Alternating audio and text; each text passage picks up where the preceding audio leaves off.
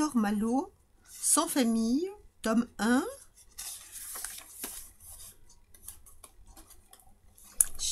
Première partie, chapitre 1er, au village. Je suis un enfant trouvé, mais jusqu'à 8 ans, j'ai cru, comme tous les autres enfants, que j'avais une mère, car lorsque je pleurais, il y avait une femme qui me serrait si doucement dans ses bras en me berçant, que mes larmes s'arrêtaient de couler. Jamais je ne me couchais dans mon lit sans qu'une femme vînt m'embrasser, et quand le vent de décembre collait la neige contre les vitres blanchies, elle me prenait les pieds entre ses deux mains et elle restait à me les réchauffer en me chantant une chanson dont je retrouve encore dans ma mémoire l'air et quelques paroles. Quand je gardais notre vache le long des chemins herbus ou dans les brandes, et que j'étais surpris par une pluie d'orage, elle accourait au-devant de moi et me forçait à m'abriter sous son jupon de laine, soigneusement ramené par elle sur ma tête et sur mes épaules. Par tout cela, et par bien d'autres choses encore, par la façon dont elle me parlait, par la façon dont elle me regardait, par ses caresses, par la douceur qu'elle mettait dans ses gronderies, je croyais qu'elle était ma mère. Mais voici comment j'appris qu'elle n'était que ma nourrice. Mon village, ou pour parler plus justement, le village où j'ai été élevée, car je n'ai pas eu de village à moi, pas de lieu de naissance, pas plus que je n'ai eu de père et de mère. Le village, enfin, où j'ai passé mon enfance se nomme Chavanon. C'est l'un des plus pauvres du centre de la France. Cette pauvreté, il la doit non à l'apathie ou à la paresse de ses habitants, mais à sa situation, même dans une contrée peu fertile. Pour trouver de beaux arbres, il faut abandonner les hauteurs et descendre sur les bords des rivières, où dans d'étroites prairies poussent de grands châtaigniers et des chênes vigoureux. C'est dans un de ces replis de terrain, sur les bords d'un ruisseau qui va perdre ses eaux rapides dans un des affluents de la Loire, que se dresse la maison où j'ai passé mes dernières années. Jusqu'à 8 ans, je n'avais jamais vu d'homme dans cette maison. Cependant, ma mère n'était pas veuve, mais son mari, qui était tailleur de pierre comme un grand nombre d'autres ouvriers de la contrée, travaillait à Paris où il n'était pas revenu, et il n'était pas revenu au pays depuis que j'étais en âge de voir ou de comprendre ce qui m'entourait. De temps en temps seulement, il envoyait de ses nouvelles par un de ses camarades qui rentrait au village. « Mère Barberin, votre homme va bien. Il m'a chargé de vous dire que l'ouvrage marche fort et de vous remettre l'argent que voilà. Voulez-vous compter ?» Et c'était tout. Mère Barberin se contentait de ses nouvelles. Son homme était en bonne santé, l'ouvrage donnait, il gagnait sa vie. Un jour de novembre, comme le soir tombait, un homme que je ne connaissais pas s'arrêta devant notre barrière. J'étais sur le seuil de la maison, occupé à casser une bourrée. Sans pousser la barrière, l'homme me demanda si ce n'était pas là que demeurait la mère Barberin. Je lui dis d'entrer et à pas lents, il s'avança vers la maison. Au bruit de nos voix, mère Barberin accourut, et au moment où il franchissait notre seuil, elle se trouva face à face avec lui. « J'apporte des nouvelles de Paris, dit-il. » C'étaient là des paroles bien simples et qui déjà, plus d'une fois, avaient frappé nos oreilles. Mais le ton avec lequel elles furent prononcées ne ressemblait en rien à celui qui autrefois accompagnait les mots. « Votre homme va bien, l'ouvrage marche. » « Ah mon Dieu !» s'écria mère Barberin en joignant les mains. « Un malheur est arrivé à Jérôme. »« Eh bien oui, mais il ne faut pas vous rendre malade de peur. Votre homme a été blessé, voilà la vérité, seulement il n'est pas mort. Pourtant, il sera peut-être estropié. Pour le moment où il est à l'hôpital, j'ai été son voisin de lit, et comme je rentrais au pays, il m'a demandé de vous dire la chose en passant. » Mère Barberin, qui voulait en savoir plus long, pria l'homme de rester à souper. Il s'assit dans le coin de la cheminée, et tout en mangeant, il nous raconta comment le malheur était arrivé. Barberin avait été à moitié écrasé par des échafaudages qui s'étaient abattus, et, comme on avait prouvé qu'il ne devait pas se trouver à la place où il avait été blessé, l'entrepreneur refusait de lui payer aucune indemnité. « Pas de chance, le pauvre Barberin, dit-il, pas de chance. Il y a des malins qui auraient trouvé là-dedans un moyen pour se faire des rentes. Mais votre homme n'aura rien. Pourtant, dit-il en terminant son récit, je lui ai donné le conseil de faire un procès à l'entrepreneur. Un procès, cela coûte gros. Mais, oui, mais quand on le gagne? Mère Barberin aurait voulu aller à Paris, mais c'était une terrible affaire qu'un voyage si long et si coûteux. Le lendemain matin, nous descendîmes au village pour consulter le curé. Celui-ci ne voulut pas la laisser partir sans savoir avant si elle pouvait être utile à son mari. Il écrivit à l'aumônier de l'hôpital où Barberin était soignée, et quelques jours après, il reçut une réponse disant que mère Barberin ne devait pas se mettre en route, mais qu'elle devait envoyer une certaine somme d'argent à son mari, parce que celui-ci allait faire un procès à l'entrepreneur chez lequel il avait été blessé. Les journées, les semaines s'écoulèrent, et de temps en temps, il arrivait des lettres qui toutes demandaient de nouveaux envois d'argent. Il fallait vendre la vache pour s'en procurer. Ceux-là seuls qui ont vécu à la campagne, avec les paysans, savent ce qu'il y a de détresse et de douleur dans ces trois mots, vendre la vache. Nous vivions aussi bien de la nôtre, mère Barberin et moi, que jusqu'à ce moment, je n'avais presque jamais mangé de viande. Mais ce n'était pas seulement notre nourrice qu'elle était, c'était encore notre camarade, notre amie. Enfin, nous l'aimions et elle nous aimait, ce qui est tout dire. Pourtant, il fallut s'en séparer, car c'était seulement par la vente de la vache qu'on pouvait satisfaire Barberin. Il vint un marchand à la maison, et après avoir examiné la roussette, après l'avoir longuement palpée en secouant la tête d'un air mécontent, après avoir dit et répété 100 fois qu'elle ne lui convenait pas du tout, il avait fini par dire qu'il voulait bien la prendre par bonté d'âme et pour obliger mère Barberin, qui était une brave femme. Plus de lait, plus de beurre, le matin un morceau de pain, le soir des pommes de terre au sel. Le Mardi Gras arriva justement peu de temps après la vente de Roussette, l'année précédente. Pour le Mardi Gras, mère Barberin m'avait fait un régal avec des crêpes et des beignets. Mais alors nous avions Roussette, qui nous avait donné le lait pour délayer la pâte et le beurre pour mettre dans la poêle. Plus de Roussette, plus de lait, plus de beurre, plus de Mardi Gras. C'était ce que je m'étais dit tristement. Mais mère Barberin m'avait fait une surprise, bien qu'elle ne fût pas emprunteuse. Elle avait demandé une tasse de lait à l'une de nos voisines, un morceau de beurre à une autre, et quand j'étais rentrée vers midi, je l'avais trouvée en train de verser de la farine dans un grand poêlon en terre. Si j'avais osé, j'aurais demandé à quoi devait servir cette farine, mais précisément parce que j'avais grande envie de le savoir, je n'osais pas en parler pour ne pas faire de la peine à mère Barberin. « Qu'est-ce qu'on fait avec de la farine ?» dit-elle en me regardant. « Tu n'oses pas le dire? Tu n'oses pas le dire? Tu sais que c'est aujourd'hui Mardi Gras, le jour des crêpes et des beignets. Mais tu sais que nous n'avons ni beurre ni lait, c'est vrai ça? Or, oh mais mère Barberin, comme d'avance j'avais deviné tout cela, je me suis arrangée pour le Mardi Gras, pour que Mardi Gras ne te fasse pas vilaine figure. Regarde dans la huche. Le couvercle levé, et il le fut vivement. J'aperçus le lait, le beurre, des œufs et 3 pommes. « Donne-moi les œufs, me dit-elle, et pendant que je les casse, pèle les pommes. » Pendant que je coupais les pommes en tranches, elle cassa les œufs dans la farine et se mit à battre le tout. Quand la pâte fut délayée, mère Barberin posa la terrine sur les cendres chaudes, et il n'y eut plus qu'à attendre le soir, car c'était à notre souper que nous devions manger les crêpes et les beignets.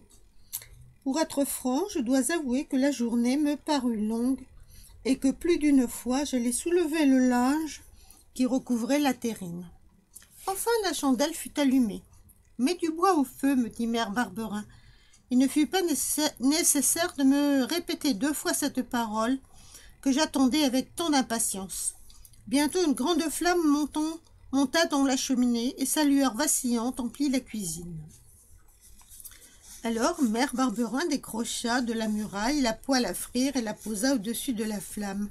« Donne-moi le beurre. » Elle en prit au bout de son couteau un morceau gros comme une petite noix et le mit dans la poêle où il fondit en grésillant.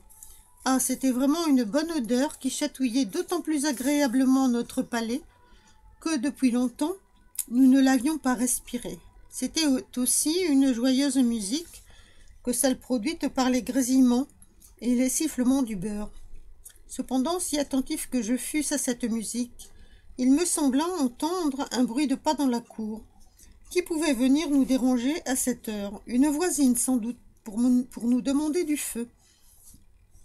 Un bâton heurta le seuil, puis, aussitôt, la porte s'ouvrit brusquement. « Qui est là ?» demanda mère Barberin sans se retourner.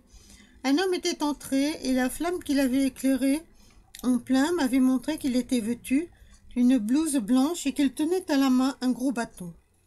« On fait donc la fête ici ?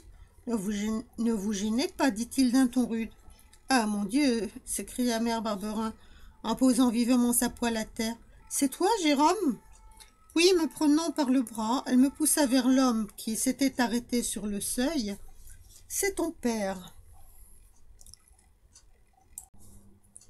Hector Malot, Sans famille, volume 1, chapitre 2, Un père nourricier.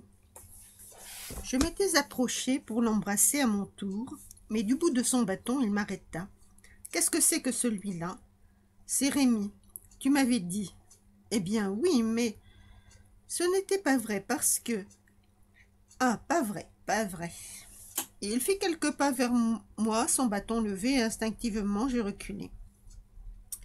Qu'avais-je fait? De quoi étais-je coupable? Pourquoi cet accueil, lorsque j'allais à lui pour l'embrasser? Je n'eus que le temps d'examiner ces diverses questions. « Je vois que vous faisiez mardi gras, dit-il. Ça se trouve bien, car j'ai une solide faim. Qu'est-ce que tu as pour souper? » Je faisais des crêpes.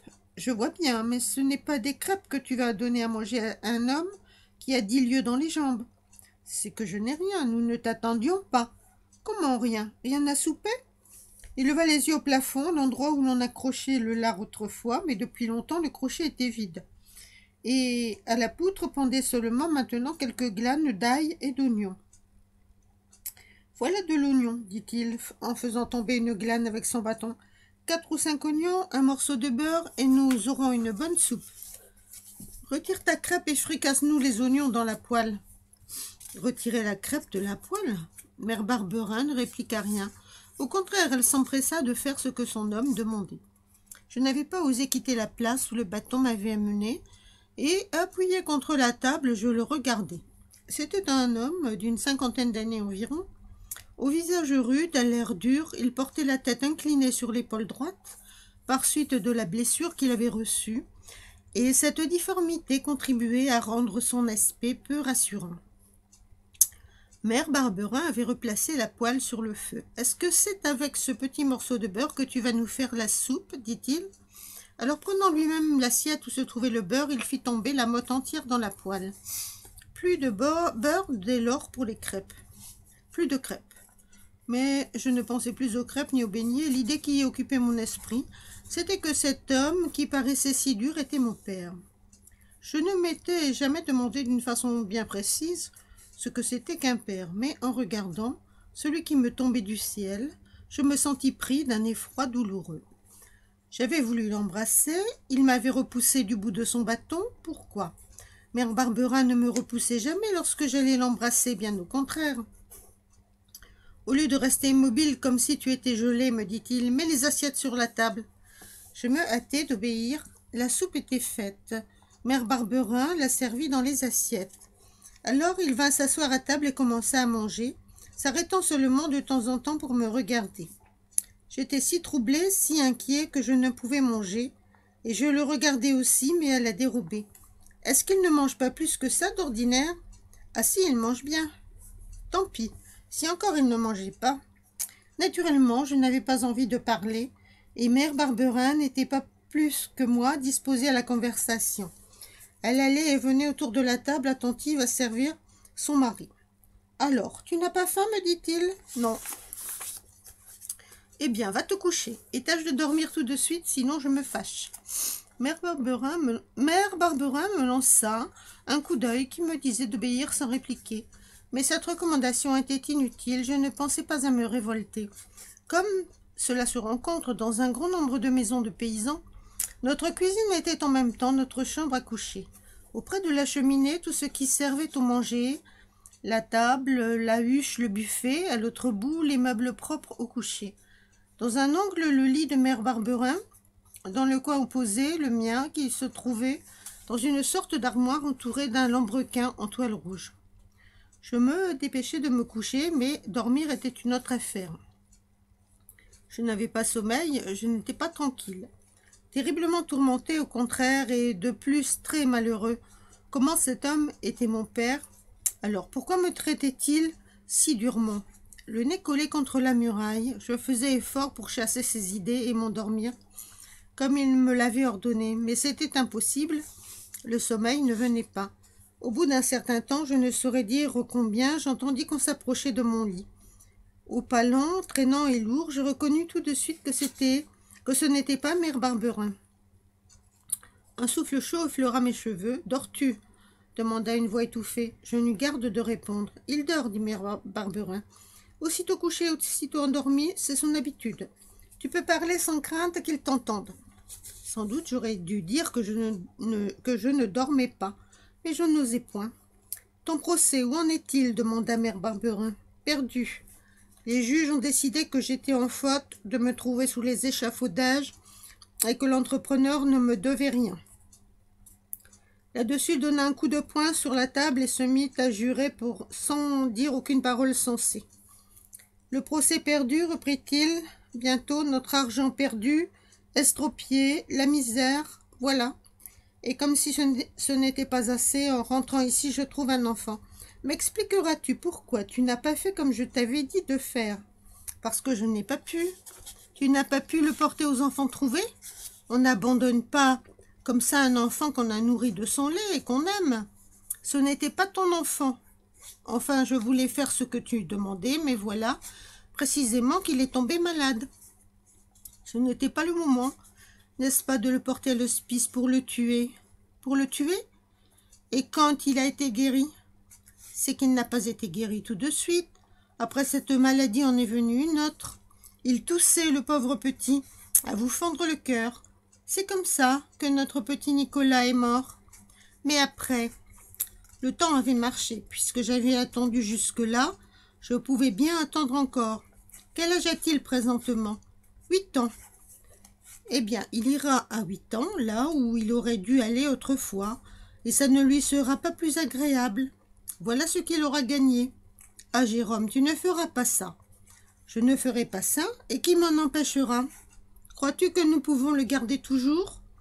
Il y eut un moment de silence, et je pus respirer. L'émotion me serrait à la gorge, au point de m'étouffer.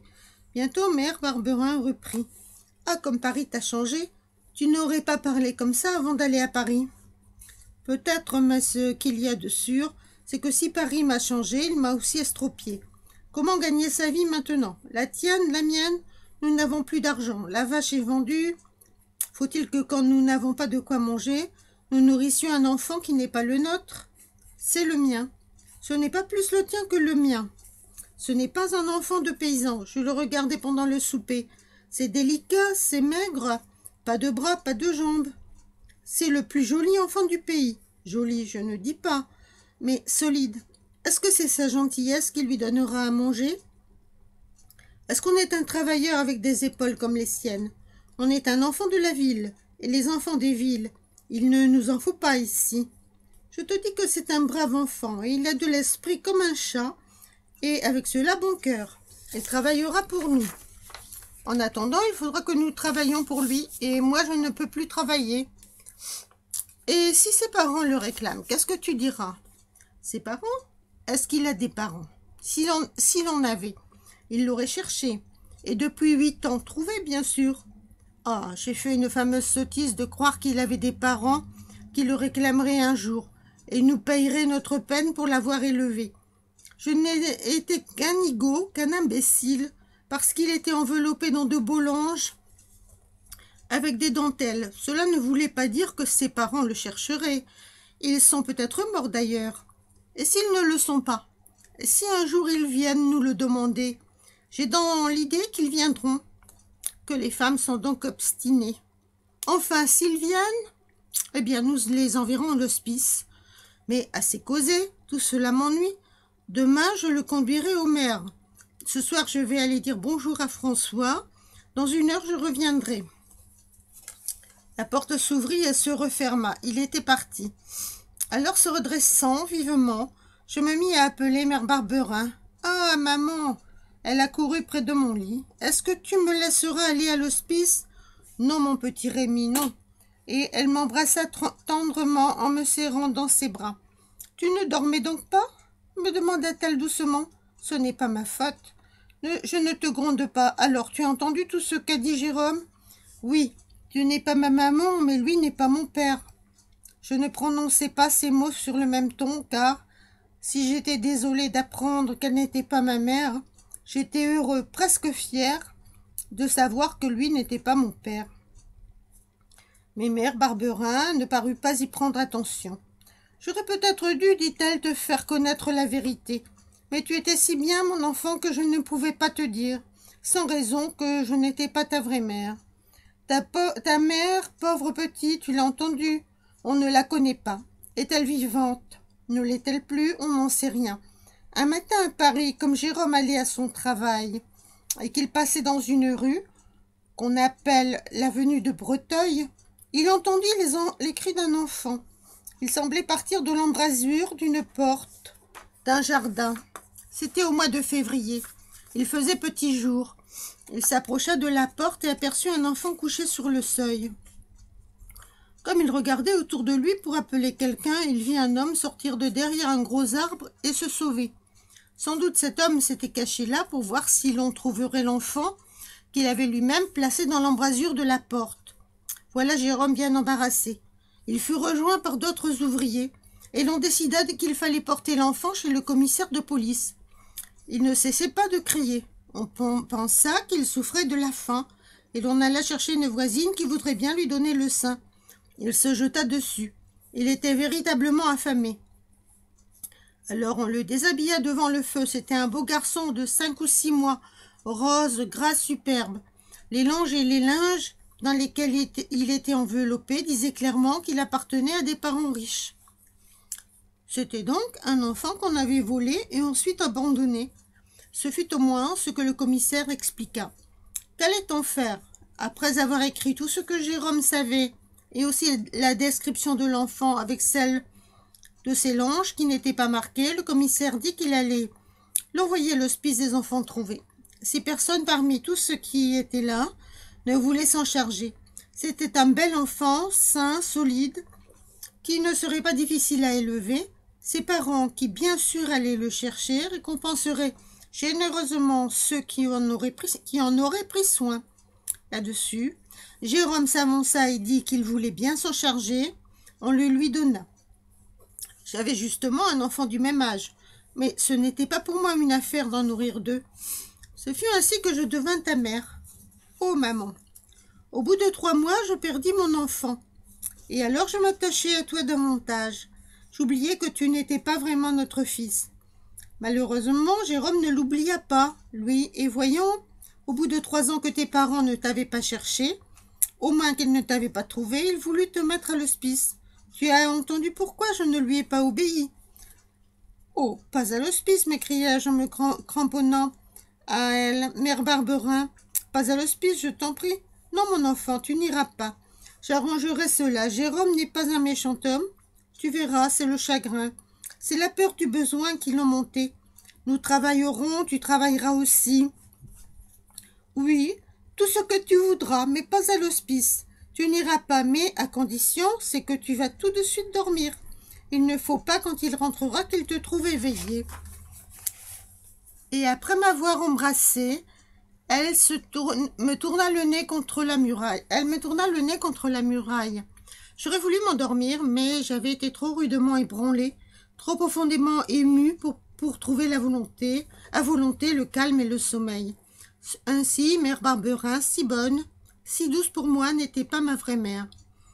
Mais alors, qu'était donc une vraie mère? Meilleure, plus douce encore? Oh non, ce n'est pas possible.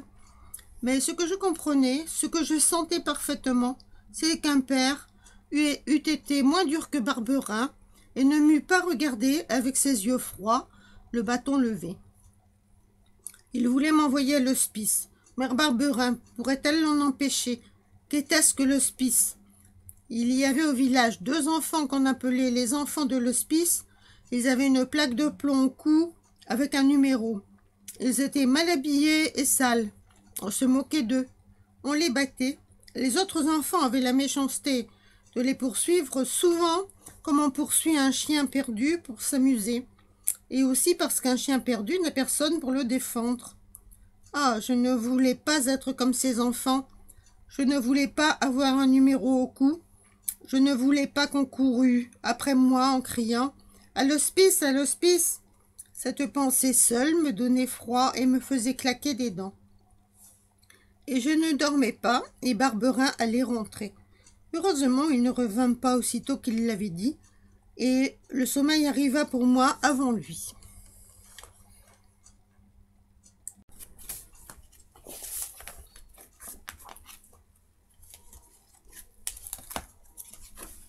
Hector Malot, Sans famille, tome 1, chapitre 3, la troupe du signor Vitalis. Sans doute je dormis toute la nuit, sous l'impression du chagrin et de la crainte, car le lendemain matin, en m'éveillant, mon premier mouvement fut de tâter mon lit et de regarder autour de moi pour être certain qu'on ne m'avait pas emporté. Pendant toute la matinée, Barberin ne me dit rien, et je commençais à croire que le projet de m'envoyer à l'hospice était abandonné. Mais comme midi sonnait, Barberin me dit de mettre ma casquette et de le suivre.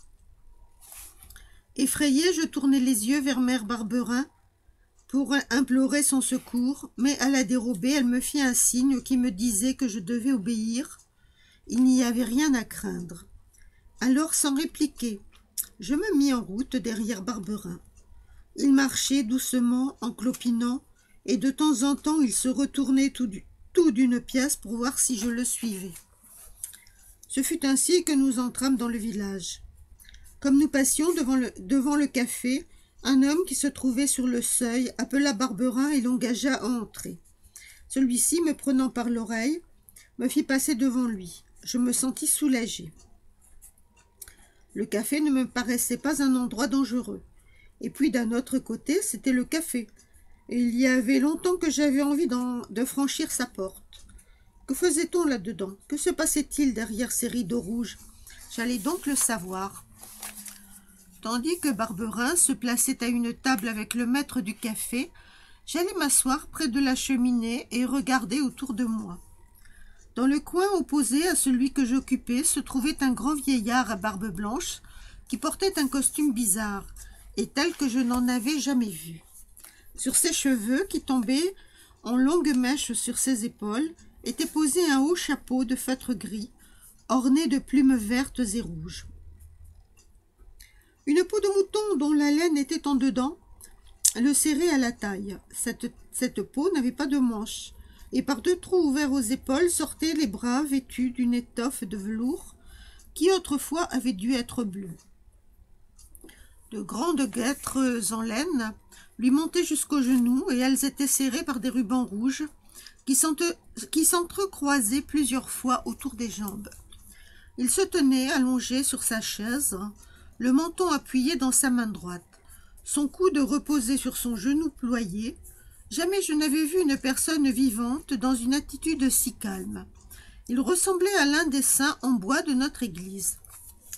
Auprès de lui, 3 chiens tassaient sous sa chaise, se chauffaient sans remuer. Un caniche blanc, un barbet noir et une petite chienne grise à la mine futée et douce. Le caniche était coiffé d'un vieux bonnet de police retenu sous son menton par une lanière de cuir. Pendant que je regardais le vieillard avec une curiosité étonnée, Barberin racontait qu'il était venu au village pour me conduire au maire afin que celui-ci demanda aux hospices de lui payer une pension pour me garder. C'était donc là ce que mère Barberin avait pu obtenir de son mari, et je compris tout de suite que si Barberin trouvait avantage à me garder près de lui, je n'avais plus rien à craindre. Le vieillard, sans en avoir l'air, écoutait aussi ce qui se disait. Tout à coup, il étendit la main droite vers moi et s'adressant à Barberin. « C'est cet enfant-là qui vous gêne » dit-il avec un accent étranger. « Lui-même. Et vous croyez que l'administration des hospices de votre département va vous payer des mois de nourrice? Dame, puisqu'il n'a pas de parents et qu'il est à ma charge, il faut bien que quelqu'un paye pour lui, c'est juste, il me semble. Je ne dis pas non, mais croyez-vous que vous obtiendrez la pension que vous demandez? Alors il ira à l'hospice. Il n'y a pas de loi qui me force à le garder dans ma maison si je n'en veux pas. Et quand je devrais le mettre à la rue, je m'en débarrasserai. Il y aurait peut-être un moyen de vous en débarrasser tout de suite, dit le vieillard, et même de gagner à cela quelque chose. Si vous me donnez ce moyen-là, je vous paye une bouteille et de bon cœur encore. Commandez la bouteille, votre affaire est faite. Le vieillard, quittant sa chaise, vint s'asseoir vis-à-vis de Barberin. Qu'allait-il dire? Qu'allait-il se passer? Je l'avais suivi des yeux avec une émotion cruelle. Ce que vous voulez, n'est-ce pas, c'est cet enfant. C'est que cet enfant ne mange pas plus longtemps votre pain. S'il en est ainsi, donnez-le-moi, je m'en charge. Vous le donnez? Dame, ne voulez-vous pas vous en débarrasser? Vous donnez un enfant comme celui-là, un si bel enfant? Car il est bel enfant, regardez-le. Je l'ai regardé. Rémi, viens ici. Je m'approchai de la table en tremblant. « Allons, n'aie pas peur, petit, dit le vieillard. Regardez, continua Barberin. Il est bien faible. Lui, faible. Allons donc, il est fort comme un homme, et solide et sain. Tenez, voyez ses jambes. En avez-vous jamais vu de plus droite? Trop mince, dit le vieillard. Et ses bras, continua Barberin. Les bras sont comme les jambes, ça peut aller, mais ça ne résisterait pas à la fatigue et à la misère. Lui ne pas résister, mais tâtez donc, vous voyez, tâtez vous-même. Le vieillard passa sa main décharnée sur mes jambes, en les palpant, secouant la tête et faisant la moue. J'avais déjà assisté à une scène semblable quand le marchand était venu pour acheter notre vache. Lui aussi l'avait tâté et palpé. Lui aussi avait secoué la tête et fait la moue. Cependant, il l'avait acheté puis emmené. Le vieillard allait-il m'acheter et m'emmener? Oh, mère Barberin, mère Barberin. Malheureusement, elle n'était pas là pour me défendre. Enfin, dit le vieillard, tel qu'il est, je le prends. Seulement, bien entendu, je ne vous l'achète pas, je vous le loue. Je vous en donne 20 francs par an. 20 francs? C'est un bon prix et je paye d'avance. Mais si je le garde, hospice me paiera plus de 10 francs par mois. Mettez-en 7, mettez-en 8. Je connais les prix et encore faudra-t-il que vous le nourrissiez. Pensez donc, s'écria Barberin, que cet enfant aura des parents un jour ou l'autre. Il y aura du profit pour ceux qui l'auront élevé. Si je n'avais pas compté là-dessus, je ne m'en serais jamais chargé. Ce mot de Barberin, si je n'avais pas compté sur ses parents, je ne me serais jamais chargé de lui, me fit le détester un peu plus encore. Quel méchant homme! Et c'est parce que vous ne comptez plus sur ses parents, dit le vieillard, que vous le mettez à la porte. Enfin, à qui s'adresseront-ils ces parents? Si jamais ils paraissent, à vous, n'est-ce pas? Et non à moi, qu'ils ne connaissent pas. Et si c'est vous qui les retrouvez? Alors, convenons que s'il a des parents un jour, nous partagerons le profit, et je mets 30 francs. Mettez-en 40. Non. Pour les services qu'il me rendra, ce n'est pas possible. Et quel service voulez-vous qu'il vous rende? Pour de bonnes jambes, il a de bonnes jambes. Pour de bons bras, il a de bons bras. Je m'en tiens à ce que j'ai dit. Mais enfin, à quoi le trouvez-vous propre? Le vieillard regarda Barberin d'un air narquois, et vidant son verre à petits coups. À me tenir compagnie, dit-il. Je me fais vieux, et le soir, quelquefois, après une journée de fatigue, quand le temps est mauvais, j'ai des idées tristes. Il me distraira. Il est sûr que pour cela, les jambes seront assez solides. Mais pas trop, car il faudra danser, et puis sauter et marcher. Et puis après avoir marché, sauter encore. Enfin, il prendra place dans la troupe du signor Vitalis. Et où est-elle, votre troupe? Le signor Vitalis, c'est moi.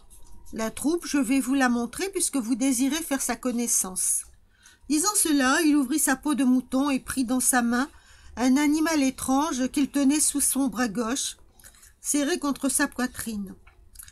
Quelle pouvait être cette bête? Était-ce même une bête? Je ne trouvais pas de nom à donner à cette créature bizarre que je voyais pour la première fois et que je regardais avec stupéfaction.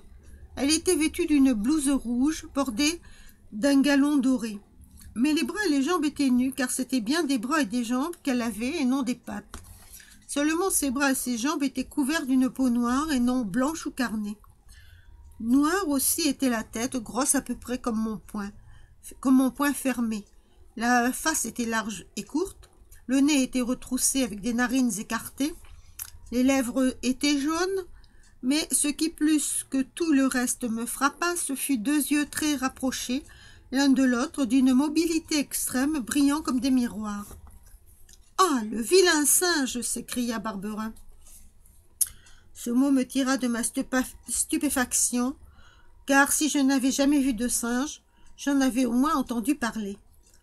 « Voici le premier sujet de ma troupe, dit Vitalis. C'est monsieur Jolicoeur. Jolicoeur, mon ami, saluait la société. » Jolicoeur porta sa main fermée à ses lèvres et nous envoya à tous un baiser. « Maintenant, continua Vitalis, étendant sa main vers le caniche blanc, un autre. Le signor Capi va avoir l'honneur de présenter ses amis à l'estimable société ici présente. » À ce commandement, le caniche, qui jusque-là n'avait pas fait le plus petit mouvement, se leva vivement et se dressant sur ses pattes de derrière, il croisa ses deux pattes de devant sur sa poitrine, puis il salua son maître si bas que son bonnet de police toucha le sol. Ce devoir de politesse accompli, il se tourna vers ses camarades et d'une patte, tandis qu'il tenait toujours l'autre sur sa poitrine, il leur fit signe d'approcher.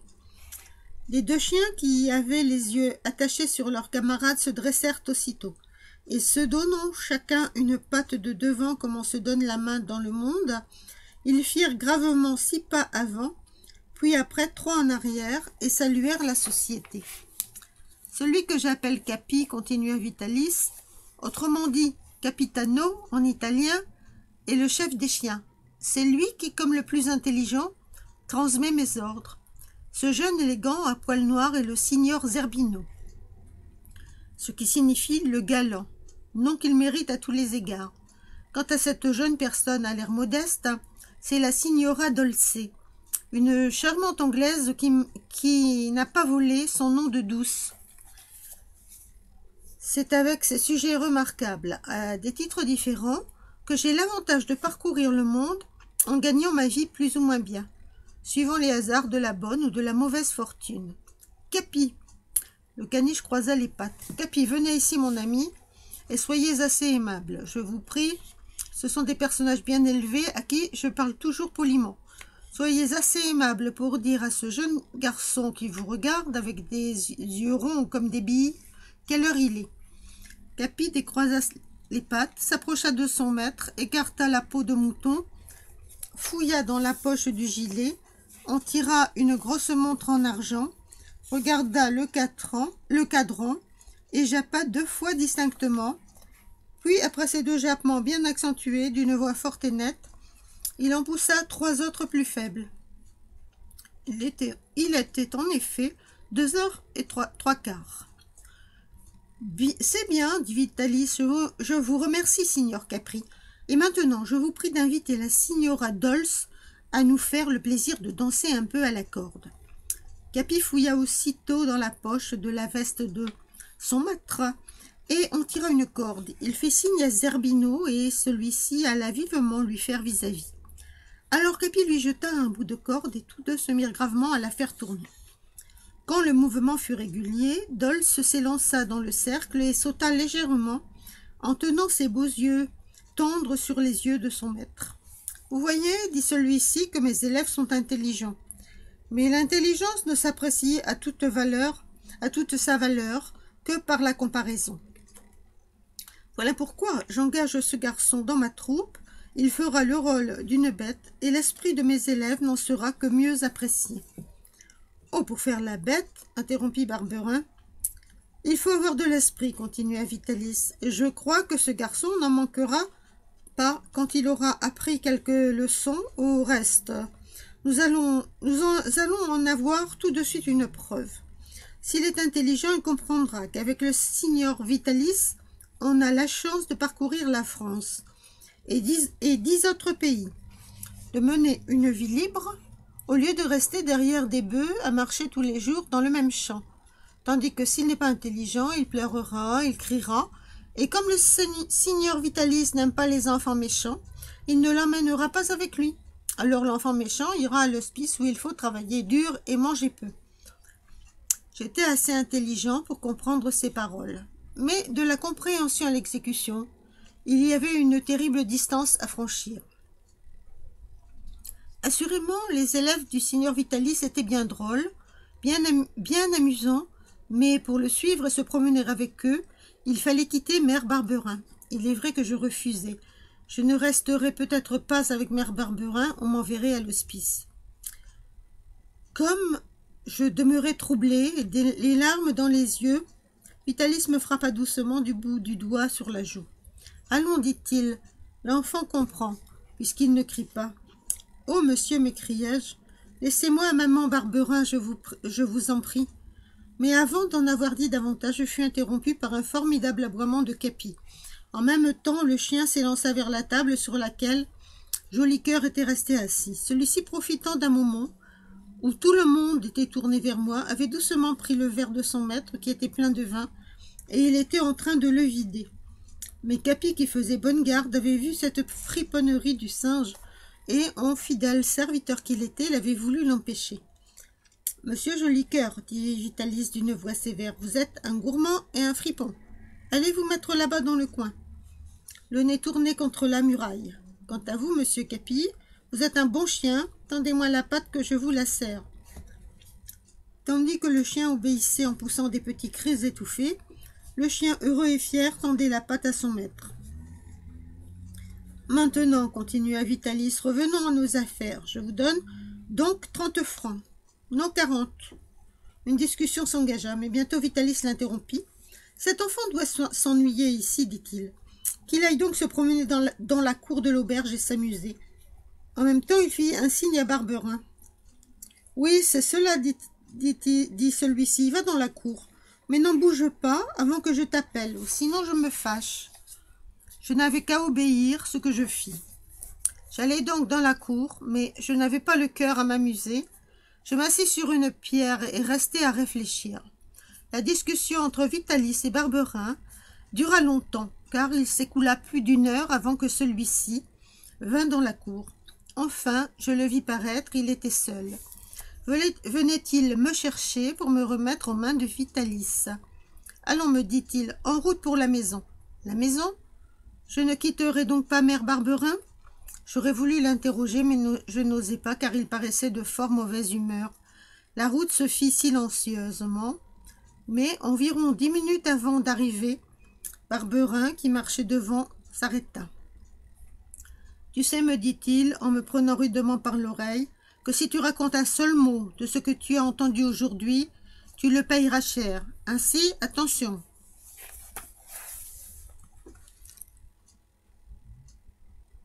Dans ce retour à la maison, mais ces derniers mots chassèrent les doutes qui s'agitaient dans mon esprit troublé. Cependant, malgré ces menaces, j'aurais parlé de mes doutes à Mère Barberin si j'avais pu me trouver seule un instant avec elle. Mais de toute la soirée, Barberin ne quitta pas la maison, et je m'endormis en me disant que ce serait pour le lendemain. Mais le lendemain, quand je me levai, je n'aperçus point Mère Barberin. « Maman, elle est au village, elle ne reviendra qu'après-midi. » Sans savoir pourquoi, cette absence m'inquiéta.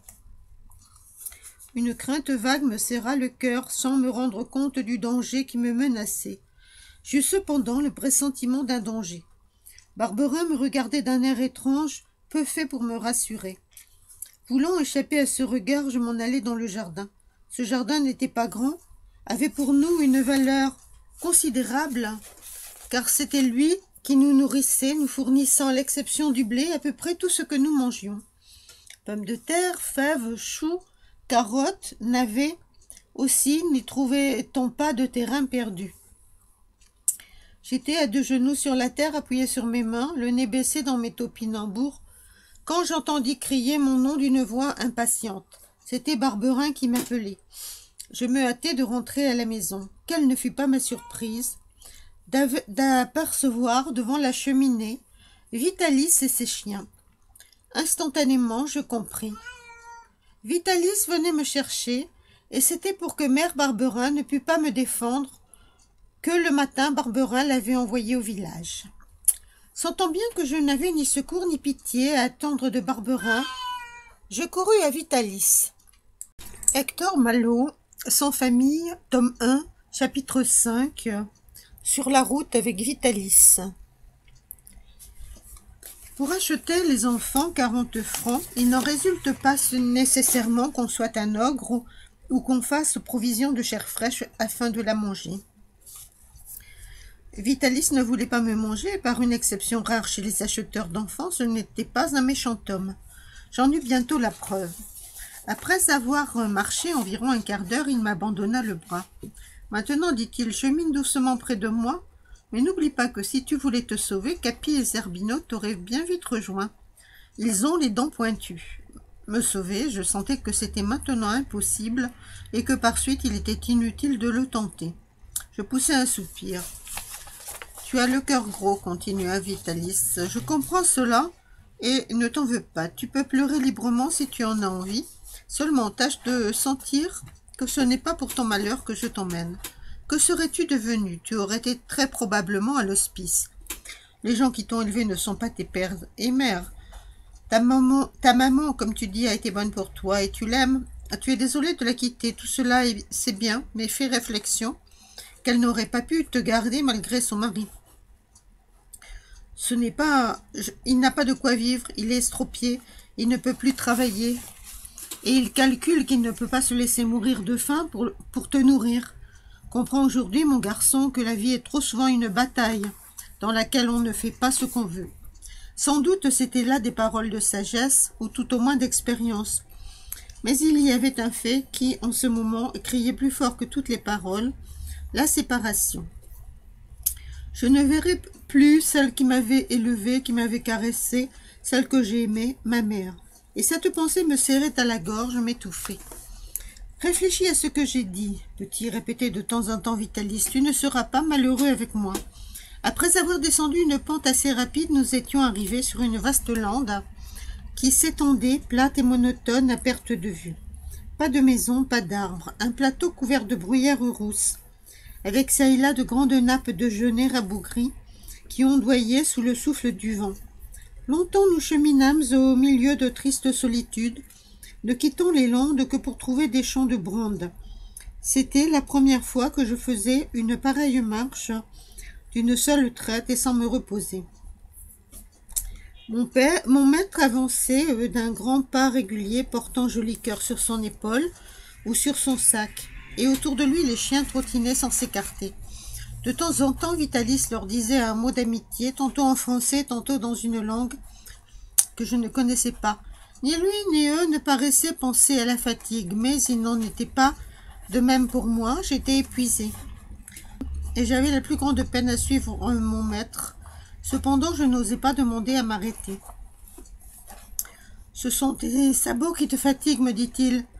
À Ussel, je t'achèterai des souliers. » Ce mot me rendit le courage. En effet, des souliers avaient toujours été ce que j'avais le plus ardemment désiré.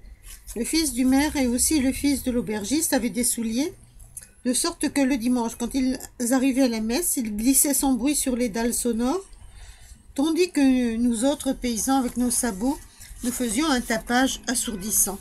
« Ussel, c'est encore loin ?»« Voilà un cri du cœur, dit Vitalis en riant. Tu as donc envie d'avoir des souliers, mon garçon ? Eh bien, je t'en promets avec des clous dessous, et je te promets aussi une culotte de velours, une veste et un chapeau. Cela va sécher tes larmes, j'espère, et te donner des jambes pour faire les 6 lieues qui nous restent. » Des souliers avec des clous dessous, je fus ébloui. C'était déjà une chose prodigieuse pour moi que ces souliers, mais quand j'entendis parler de clous, j'oubliai mon chagrin. Non, bien certainement, mon maître n'était pas un méchant homme. Est-ce qu'un méchant se serait aperçu que mes sabots me fatiguaient? Des souliers à clous, une culotte de velours, une veste, un chapeau. Ah, si mère Barberin me voyait, comme elle serait contente, comme elle serait fière de moi. Quel malheur qu'Ussel fût encore si loin.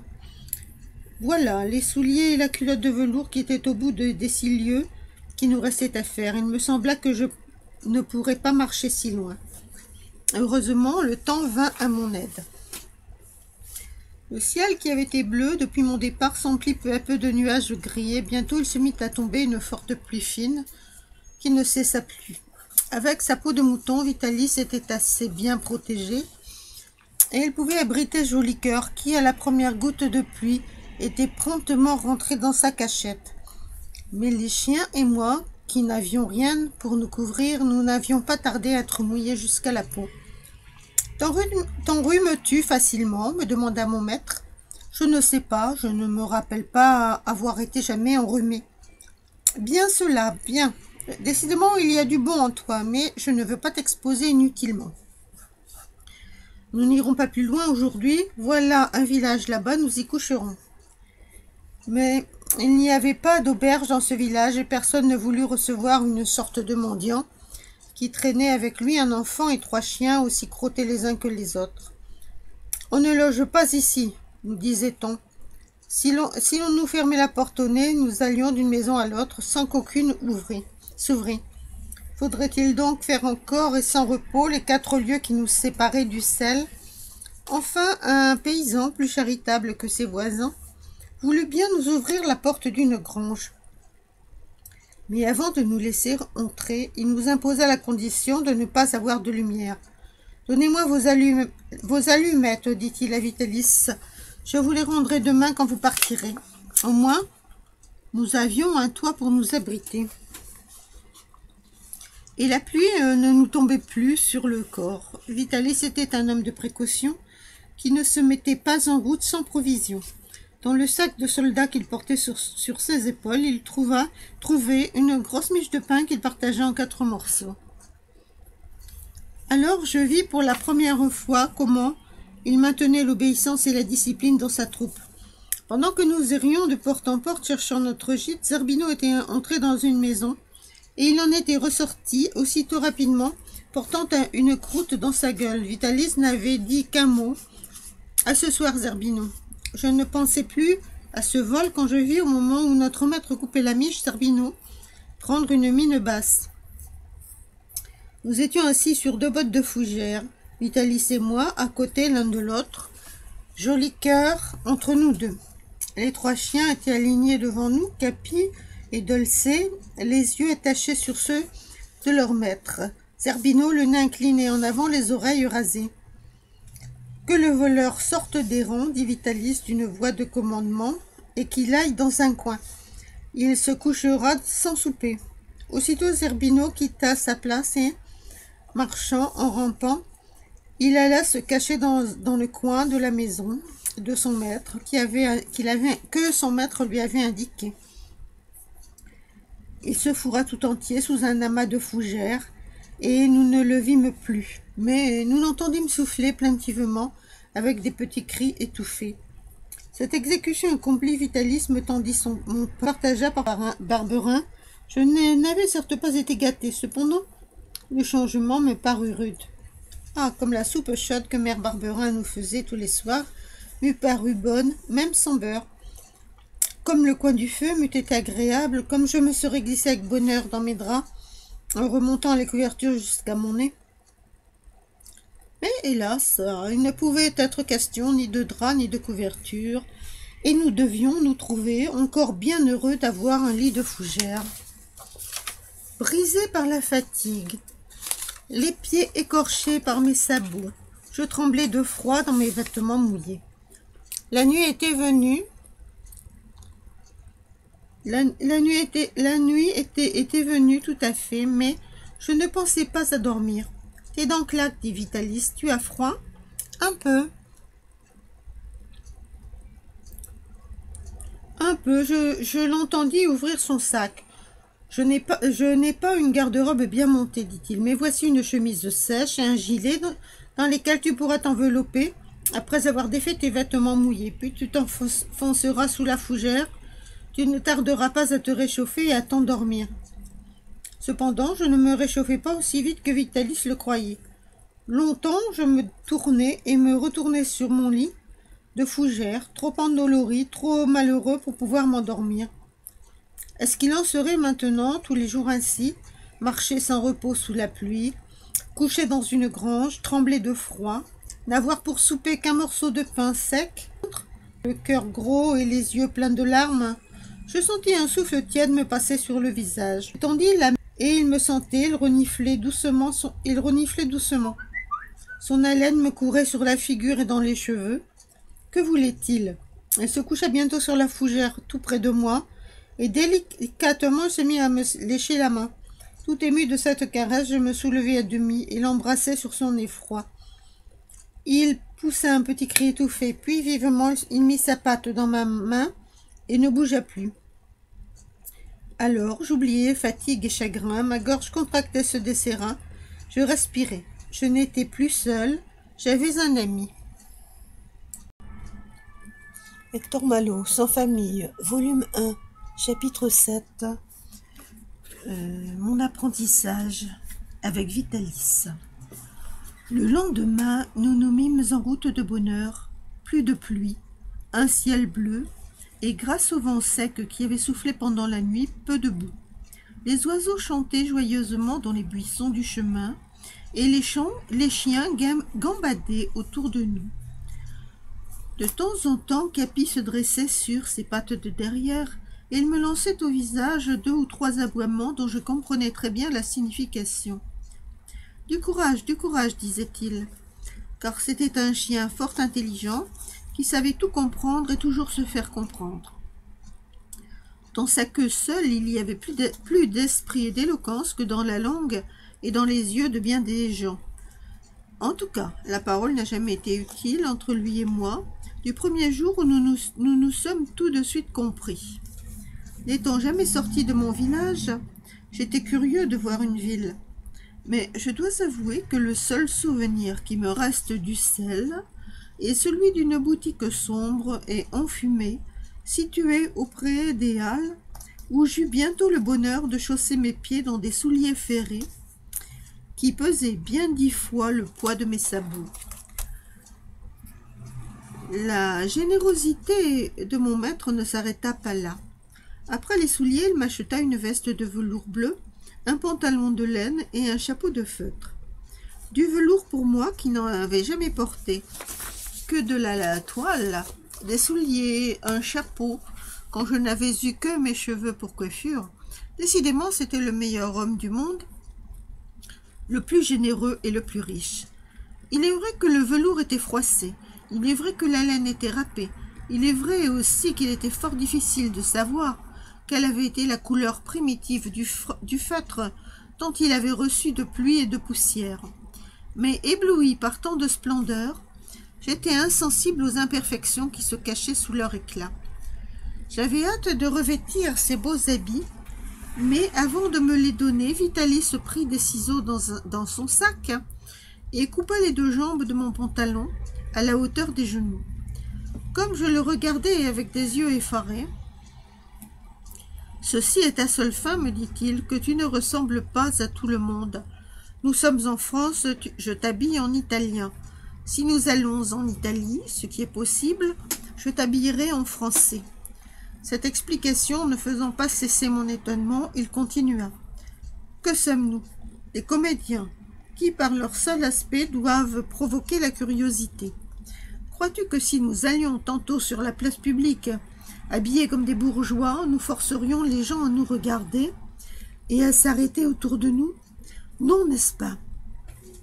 Apprends donc que dans la vie, le paraître est quelquefois indispensable. Cela est fâcheux, mais nous n'y pouvons rien. » Mon pantalon s'arrêtant au genou, Vitalis attacha mes bas avec des cordons rouges croisés tout le long de la jambe. Sur mon feutre, il croisa aussi d'autres rubans et il l'orna d'un bouquet de fleurs en laine. Je ne sais pas ce que d'autres auraient pu penser de moi, mais pour être sincère, je dois déclarer que je me trouvais superbe. Et cela devait être car mon ami Capi, après m'avoir longuement contemplé, me tendit la patte d'un air satisfait. Maintenant que voilà ta toilette terminée, me dit Vitalis, quand je me fus coiffé de mon chapeau, nous allons nous mettre au travail. Nous donnons demain notre première représentation, dit-il, et tu y figureras. Il faut donc que je te fasse répéter le rôle que je te destine. Mes yeux étonnés lui dirent que je ne le comprenais pas. J'entends par rôle ce que tu auras à faire dans cette représentation. Si je t'ai emmené avec moi, ce n'est pas précisément pour te procurer le plaisir de la promenade. Je ne suis pas assez riche pour cela. C'est pour que tu travailles. Et ton travail consistera à jouer la comédie avec mes chiens et Joli Cœur. Mais je ne sais pas jouer la comédie, m'écriai-je effrayé. C'est justement pour cela que je dois te l'apprendre. Tu penses bien que ce n'est pas naturellement que Capi marche si gracieusement sur ses deux pattes de derrière. Pas plus que ce n'est pas pour son plaisir que Dolce danse à la corde. Capi a appris à se tenir debout sur ses pattes, et Dolce a appris aussi à danser à la corde. Ils ont même dû travailler beaucoup et longtemps pour acquérir ces talents. Eh bien, toi aussi, tu dois travailler pour apprendre les différents rôles que tu joueras avec eux. La pièce que nous allons représenter a pour titre le domestique de Monsieur Joli Cœur, où le plus bête des deux n'est pas celui qu'on pense. Voici le sujet. Monsieur Joli Cœur a eu jusqu'à ce jour un domestique dont il est très content. C'est Capi. Mais Capi devient vieux. Et d'un autre côté, Monsieur Joli Cœur veut un nouveau domestique. Capi se charge de lui en procurer un, mais ce ne sera pas un chien qu'il se donnera pour successeur. Ce sera un jeune garçon, un paysan nommé Rémi. Comme moi. Non, pas comme toi, mais toi-même. Tu arrives de ton village pour entrer au service de Joli Cœur. Les singes n'ont pas de domestique. Dans les comédies, ils en ont. Tu arrives donc et Monsieur Joli Cœur trouve que tu as l'air d'un imbécile. Ce n'est pas amusant, cela. Qu'est-ce que cela te fait, puisque c'est pour rire? D'ailleurs, figure-toi que tu arrives véritablement chez un monsieur pour être domestique. Et qu'on te dit par exemple de mettre la table, en voici une, avance et dispose le couvert. Sur cette table, il y avait des assiettes, un verre, un couteau, une fourchette et du linge blanc. Comment devait-on arranger tout cela? Comme je me posais ces questions et restais les bras tendus, penchés en avant, la bouche ouverte, ne sachant par où commencer, mon maître battit des mains et riant aux éclats. « Bravo, dit-il, bravo, c'est parfait. Je ne sais pas ce que je dois faire, et c'est là précisément que tu es excellent. Demain, dans quelques jours, tu sauras à merveille ce que tu devras faire. C'est alors qu'il faudra te rappeler l'embarras que tu éprouves présentement et feindre ce que tu ne sentiras plus. Si tu peux retrouver ce jeu de physionomie et cette attitude, je te prédis le plus beau succès. Qu'est ton personnage dans ma comédie? Celui d'un jeune paysan qui n'a rien vu et qui ne sait rien. Il arrive chez un singe et il se trouve plus ignorant et plus maladroit que ce singe. Plus bête que Joli Cœur, voilà ton rôle. Pour le jouer dans la perfection, tu n'auras qu'à rester ce que tu es en ce moment. Le domestique de Monsieur Joli Cœur n'était pas une grande comédie, et sa représentation ne prenait pas plus de 20 minutes. Mais notre répétition dura près de 3 heures. Vitalis nous faisant recommencer 2 fois, 4 fois, 10 fois la même chose, aux chiens comme à moi. Je fus alors bien surpris de voir la patience et la douceur de notre maître. Ce n'était point ainsi qu'on traitait les bêtes dans mon village, où les jurons et les coups étaient les seuls procédés d'éducation qu'on employa à leur égard. Pour lui, tant que se prolongea cette longue répétition, il ne se fâcha pas une seule fois il ne jura. « Allons, recommençons, disait-il sévèrement, quand ce qu'il avait demandé n'était pas réussi. C'est pas mal, Capi, vous ne faites pas attention, Joli Cœur vous serez grondé. » Et c'était tout, mais cependant c'était assez. Mes camarades, les chiens et le singe, avaient sur moi le grand avantage d'être habitués à paraître en public, de sorte qu'ils virent arriver le lendemain sans crainte. Pour moi, je n'avais pas leur tranquille assurance. Que dirait Vitalis si je jouais mal mon rôle? Que diraient nos spectateurs? Cette préoccupation troubla mon sommeil, et quand je m'endormis, je vis en rêve des gens qui se tenaient les côtés, à force de rire, tant ils se moquaient de moi. Aussi mon émotion était-elle vive, lorsque le lendemain nous quittâmes notre auberge pour nous rendre sur la place où devait avoir lieu notre représentation. Vitalis ouvrait la marche, la tête haute, la poitrine cambrée, et il marquait le pas des bras et des pieds en jouant une valse sur un fifre en métal. Derrière lui venait Capi, sur le dos duquel se prélassait Monsieur Jolicoeur en costume de général anglais, habit et pantalon rouge galonné d'or, avec un chapeau à claques surmonté d'un large plumet. Puis, à une distance respectueuse, s'avançaient sur une même ligne Zerbino et Dulce. Enfin, je formais la queue du cortège qui, grâce à l'espacement indiqué par notre maître, tenait une certaine place dans la rue.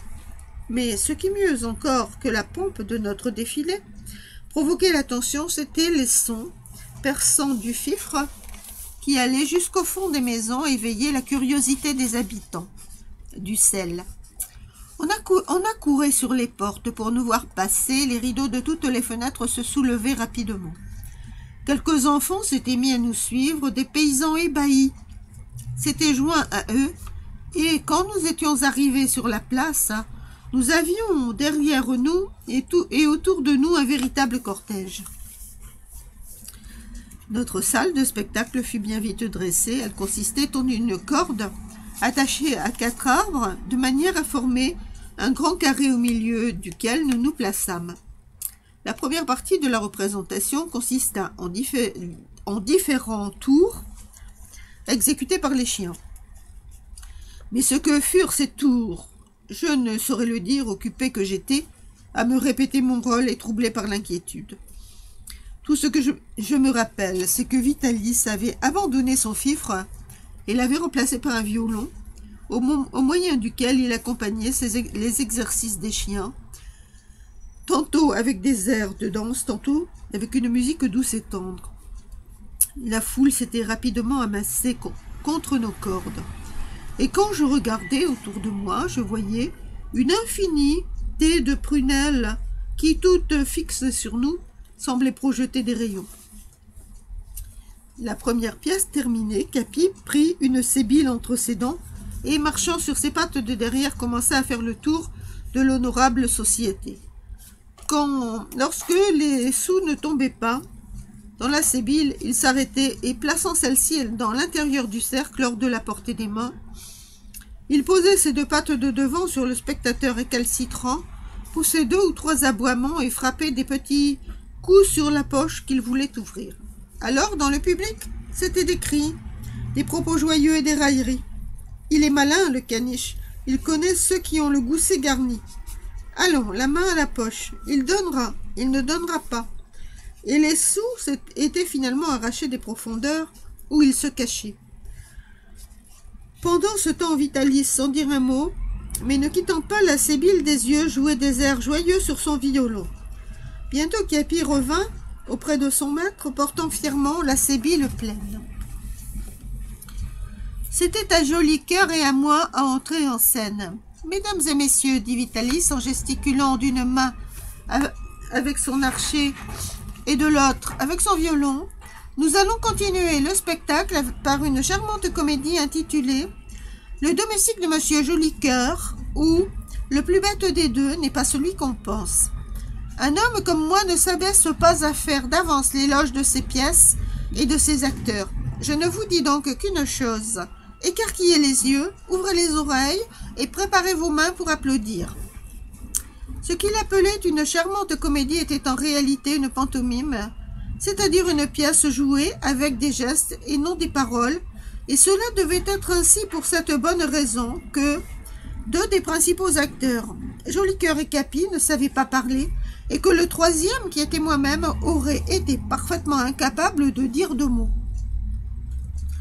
Cependant, pour rendre le jeu des comédiens plus facilement compréhensible, Vitalis l'accompagnait de quelques paroles qui préparait les situations de la pièce et les expliquait. Ce fut ainsi que, jouant en sourdine un air guerrier, il annonça l'entrée de M. Jolicoeur, général anglais qui avait gagné ses grades et sa fortune dans les guerres des Indes. Jusqu'à ce jour, M. Jolicoeur n'avait eu pour domestique que le seul Capi, mais il voulait se faire servir désormais par un homme. Ses moyens lui permettant ce luxe, les bêtes avaient été assez longtemps les esclaves des hommes. Il était temps que cela changeât. En attendant que ce domestique arrivât, le général Jolicoeur se promenait en long et en large et fumait son cigare. Il fallait voir comme il lançait sa fumée au nez du public. Si j'avais oublié mon rôle, le chien me l'aurait rappelé au moment voulu. Il me tendit la patte et m'introduisit auprès du général. Celui-ci, en m'apercevant, leva les deux bras d'un air désolé, puis il vint me regarder sous le nez et tourner autour de moi en haussant les épaules. Sa mine fut si drôlatique que tout le monde éclata de rire. On avait compris qu'il me prenait pour un parfait imbécile, et c'était aussi le sentiment des spectateurs. La pièce était bien entendu bâtie pour montrer cette imbécilité sous toutes ses faces, et quand dans chaque scène, je devais faire quelques balourdises nouvelles, tandis que Jolicoeur, au contraire, devait trouver une occasion pour développer son intelligence et son adresse. Après m'avoir examiné longuement, le général, pris de pitié, me faisait servir à déjeuner. Le général croit que, quand ce garçon aura mangé, il sera moins bête, dit Vitalis. Nous allons voir cela. Et je m'asseyai devant une petite table sur laquelle le couvert était mis. Une serviette posée sur mon assiette. Que faire de cette serviette? Ce Capi m'indiquait que je devais m'en servir, mais comment? Après avoir bien cherché, je fis le geste de me moucher dedans. Là-dessus, le général se tordit de rire et Capi tomba les quatre pattes en l'air renversé par ma stupidité. Voyant que je me trompais, je contemplai de nouveau la serviette, me demandant comment l'employer. Enfin, une idée m'arriva. Je roulai la serviette et m'en fis une cravate. Nouveau rire du général, nouvelle chute de Capi, et ainsi de suite, jusqu'au moment où le général exaspéré m'arracha de ma chaise, s'assit à ma place et mangea le déjeuner qui m'était destiné. Ah, il savait se servir d'une serviette, le général. Après, avec quelle grâce il la passa dans une boutonnière de son uniforme et l'étala sur ses genoux. Avec quelle élégance il cassa son pain et vida son verre. Mais où ces belles manières produisirent un effet irrésistible? Ce furent lorsque le déjeuner terminé, il demanda un cure-dent et le passa rapidement entre ses dents. Alors les applaudissements éclatèrent de tous les côtés et la représentation s'acheva dans un triomphe. Hector Malot, Sans famille, volume 1, chapitre 6. Apprendre à lire. C'étaient assurément des comédiens du plus grand talent que ceux qui composaient la troupe du seigneur Vitalis. Je parle des chiens et du singe, mais ce talent n'était pas très varié. Lorsqu'ils avaient donné 3 ou 4 représentations, on connaissait tout leur répertoire. Ils ne pouvaient plus que se répéter. De là résultait la nécessité de ne pas rester longtemps dans une même ville. 3 jours après notre arrivée à Ussel, il fallut donc se remettre en route. Où allions-nous? Je m'étais assez enhardi avec mon maître pour me permettre cette question. Si je te dis, me répondit-il, que nous allons à Aurillac pour nous diriger ensuite sur Bordeaux et de Bordeaux sur les Pyrénées, qu'est-ce que cela t'apprendra? Il me regarda longuement comme s'il cherchait quelque chose en moi. « Tu ne sais pas lire, n'est-ce pas ?» me dit-il. « Non, mais j'ai vu lire, dis-je tout glorieux, comme une personne qui n'est point une bête et qui sait parfaitement ce dont on lui parle. Et il me semble que si vous vouliez m'apprendre, je n'aurais pas mauvaise volonté. Eh bien, nous verrons. » Le lendemain, comme nous cheminions, je vis mon maître ramasser sur la route un bout de planche, à moitié recouvert par la poussière.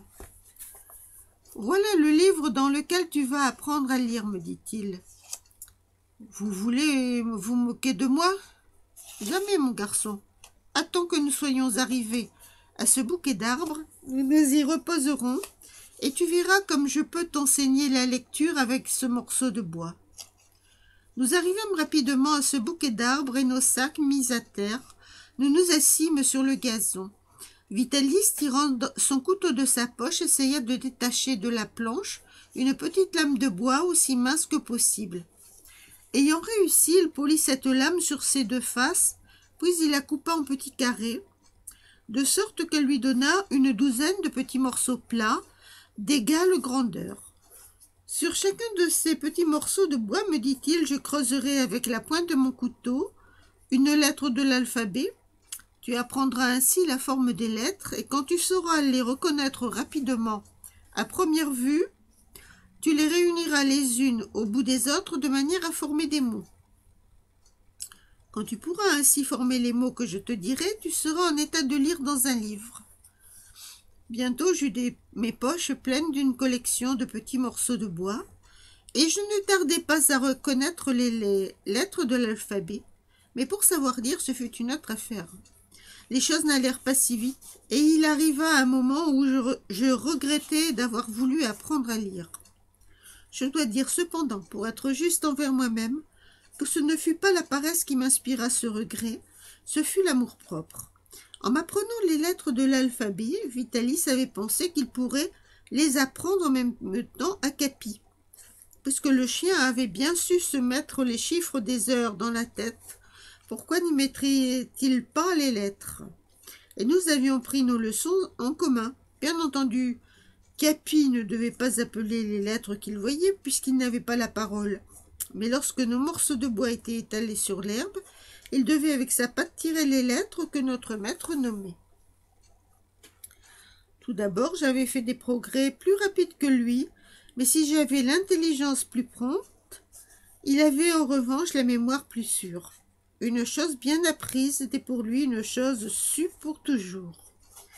Alors, quand je me trouvais en faute, notre maître ne manquait jamais de dire « Capi saura lire avant Rémi », et le chien, comprenant sans doute, remuait la queue d'un air de triomphe. Plus bête qu'une bête, c'est bon dans la comédie, disait encore Vitalis, mais dans la réalité c'est honteux. Cela me piqua si bien que je m'appliquai de tout cœur, et tandis que le pauvre chien en restait à écrire son nom en triant les 4 lettres qui le composent, parmi toutes les lettres de l'alphabet, j'arrivai enfin à lire dans un livre.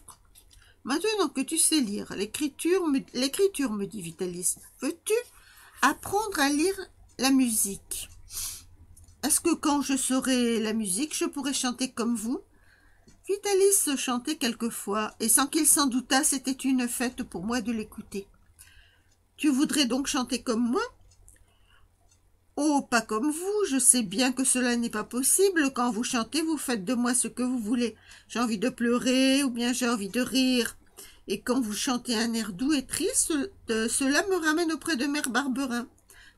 C'est à elle que je pense. Et pourtant, je ne comprends pas les paroles que vous prononcez, puisqu'elles sont italiennes. Je lui parlais en le regardant. Il me sembla voir ses yeux se mouiller. Alors je lui demandai si je le peinais de parler ainsi. « Non, mon enfant, me dit-il d'une voix émue. Tu ne me peines pas, bien au contraire. Tu me rappelles ma jeunesse, mon beau temps. Sois tranquille, je t'apprendrai à chanter.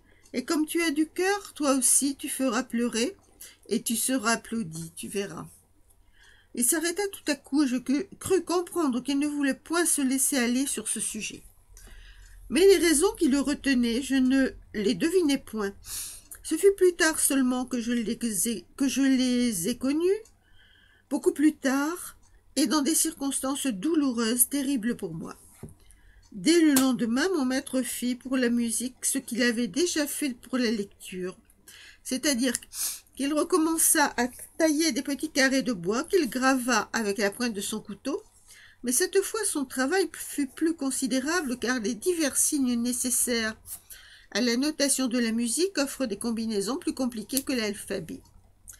Les leçons commencèrent, et j'avoue qu'elles ne furent pas moins dures que ne l'avaient été celles de lecture. Plus d'une fois, Vitalis, si patient avec ses chiens, s'exaspérait contre moi. Avec une bête, s'écriait-il. On se contient parce qu'on sait que c'est une bête, mais toi, tu me feras mourir.